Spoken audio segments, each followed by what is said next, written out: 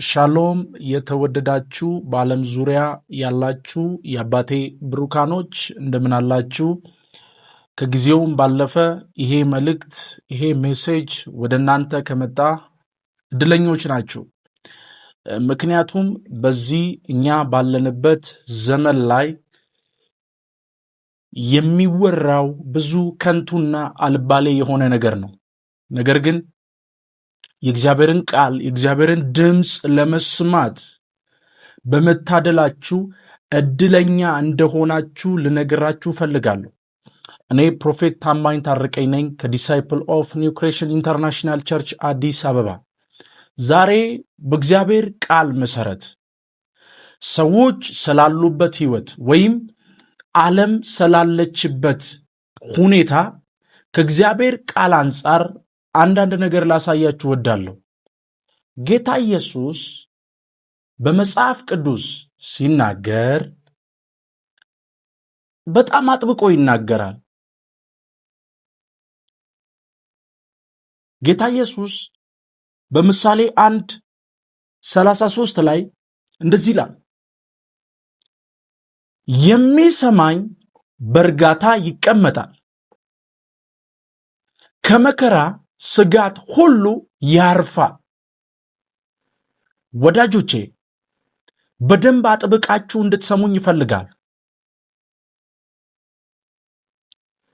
በዚች ምድር ላይ ስንኖር ማንን መስማት ያሳርፋል? ማንን መስማት ያረጋጋል?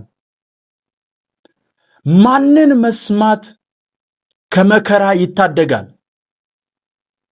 ማንን መስማት ያሳርፋል? ጌታ ኢየሱስ በምሳሌ መጽሐፍ ምዕራፍ 1:33 ላይ ሲናገር የሚሰማኛል፣ እኔን የሚሰማ እኔን የሚያደምጥ በእርጋታ ይቀመጣል። ወዳጆቼ ሆይ ዛሬ ስላላችሁበት ህይወት፣ ሀገራችን ስላለችበት ሁኔታ የእግዚአብሔር ቃል ምን ይላል?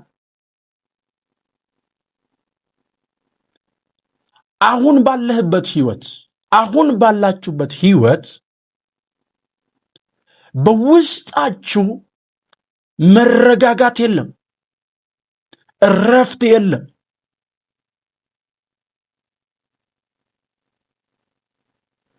በተለያየ የመከራ ህይወት ውስጥ ታልፋላችሁ። የመከራ ንፋስ ይነፍስባችኋል። ለምንድን ነው ይሄ የመከራ ንፋስ በህይወታችሁ ላይ የነፈሰው ብለን የእግዚአብሔርን ቃል ካነበብን ወይም ከጠየቅን እግዚአብሔርን ካለመስማት የመጣ ችግር እንደሆነ ይናገራል። ምክንያቱም እግዚአብሔርን መስማት ያሳርፋል። እግዚአብሔርን መስማት መከራ በህይወታችን ላይ እንዲጨምር አያደርግም። እግዚአብሔርን መስማት ያረጋጋል። ይህንን መልእክት እየሰማችሁ ያላችሁ ሰዎች ዛሬ ኢትዮጵያ ስላለችበት ችግር፣ ዛሬ ዓለማችን ስላለችበት ችግር ቆም ብለን ለመመልከት ካሰብን ነገሩ ቀላልና መፍትሄው በማን ዘንድ እንዳለ ማወቅ እንችላለን። በሰሜን፣ በደቡብ፣ በምስራቅ፣ በምዕራብ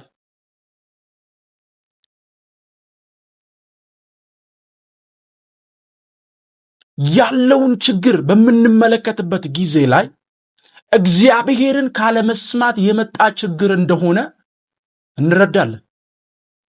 ለምን ከተባለ እግዚአብሔርን የሚሰማ ሰው ለራሱ ተረጋግቶ ብዙዎችን ያረጋጋል። እግዚአብሔርን የሚሰማ ሰው ለራሱ አርፎ ሌሎችን ያሳርፋል።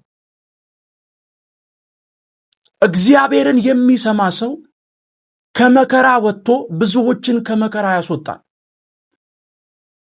ዛሬ ቆም ብላችሁ እንድትሰሙኝ ይፈልጋል። በህይወታችሁ ላይ መከራ አለ። እግዚአብሔርን መስማት ጨምሩ። በሕይወታችሁ ላይ እረፍት የለም፣ እግዚአብሔርን መስማት ጨምሩ። በሕይወታችሁ ላይ መረጋጋት የለም፣ እግዚአብሔርን መስማት ጨምሩ። እግዚአብሔርን በምን አይነት መንገድ ልንሰማው እንችላለን? አንደኛ በቃሉ መንገድ፣ ሁለተኛ እግዚአብሔር በሚጠቀምባቸው ሰዎች፣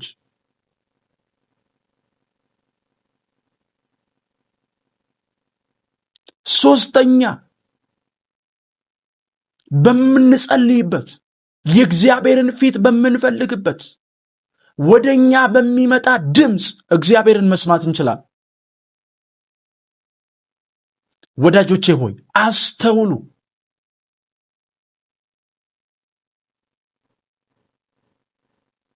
በዚህ ምድር ላይ ያለ የትኛውም ችግር፣ ጦርነት፣ ወንድም በወንድሙ ላይ ሲነሳ፣ በወንድሙ ላይ በሐሰት ሲመሰክር ከተመለከታችሁ፣ ደሞም ተመልክተናል ለብዙ ዘመናት።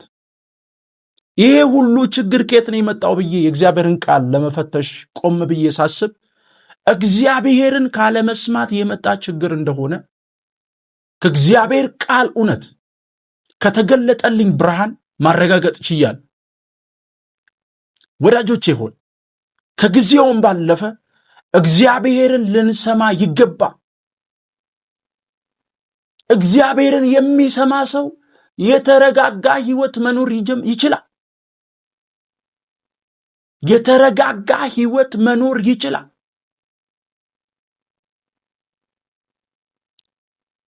እግዚአብሔርን መስማት እንዲሆንልን በእግዚአብሔር ድምፅ ኃያል በሆነው ቃሉ መውጣትና መግባት እንዲሆንልን ጸልያለሁ። ላቫካሮሻ ባራዲያስ ሴሌቬዲና ማሶኮቴላ ባራዲያስ አባት ሆይ በጌታ በኢየሱስ ክርስቶስ ይህንን ድምፅ ይህንን ምስል በሚመለከቱ ሰዎች ሁሉ ላይ አንተን መስማት እንዲችሉ፣ አንተን ማዳመጥ እንዲችሉ፣ በስሜትና በስጋ ፍቃድ እንዳይመሩ ጸልያለሁ። በስሜት መመራት ወይም በሰው ድምፅ መመራት ትርፉ ድካም ነው፣ ትርፉ መዛል ነው። ነገር ግን አንተን በመስማት ውስጥ በአንተ ድምፅ ውስጥ ያለውን የመረጋጋት ሕይወት፣ የማረፍ ሕይወት እንዲሆንላቸው በዚህ ሰዓት እጸልያለሁ። አባቶይ ስለሰማኸኝ አመሰግናለሁ። ቀርቶ ያለውን ጊዜ ባርክልን።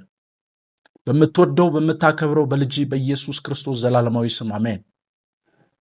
ብሩካን ናችሁ። ሻሎም